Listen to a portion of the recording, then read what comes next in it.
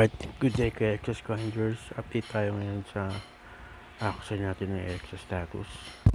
So let's go first with AXS price. As of the moment, $9.32, up siya by 1.61%. And let's go to our play to rise. Under play to rise, dito tayo sa daily bounties. Under bounties, let's go to standard board. Atia, 10 points, all good. Classic, 35 points, all good. And all goods na rin ang 35 points natin sa Origins. So for Tuesday, for the whole week, we have 160 points with estimated earning na 0.16 AXS. And let's go to Premier.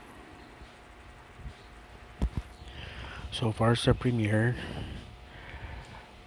so hindi natin makuha tong arcade na medyo mahirap pa yung yung mga status ng card, mabago siya eh. So nakakatatlong 4 na laro yata hindi makakita over, di baka panalo lang isa.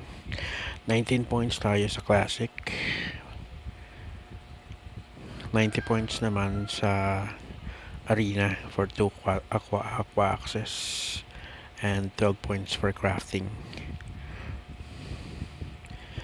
And for this week, meron na tayong total 230 points, 0.21 estimated earning ni AXS. Now let's go to staking natin sa AXS. So far yung AXS natin is nasa $103 na 11.04 AXS, and may estimated claimable rewards na 0.0615866 AXS. Okay, so yun lang update natin. Comments and follow na rin.